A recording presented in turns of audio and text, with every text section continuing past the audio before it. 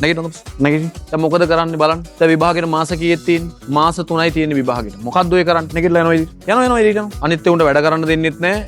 වැඩ කරන්නෙත් නැහැ. යනවා ඉතින්. මය පුතා. මේ එන්න මය පුතා. මේ එන්න මය අම්මා. මය පුතා. දැන් විභාගෙට තව මාස කීයක් තියෙන්නේ? මාස 3යි තියෙන්නේ. ඔයා ඔහොම පුතේ වැඩ කරේ නැති වුණොත් අර දෙමව්පියෝ කොච්චර බලන් ඉන්නවද කියන්නකෝ. හොඳට ඉගෙන ගනින් කොල්ලෝ.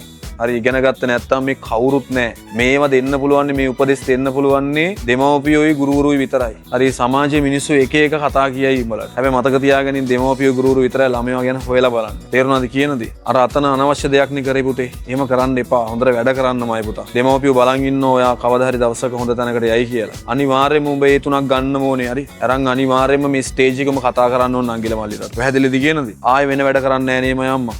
වැඩ කරන්නේ නැහැ නේ. හරි හොඳ පුතා වගේ දැන් යන්න. අනිවාර්යයෙන්ම මතක තියාගන්න විභාගය කොට දාන්න ඕනේ. කොට දානවනේ. එල්ල කිරි කොල්ලෙක්. හරි.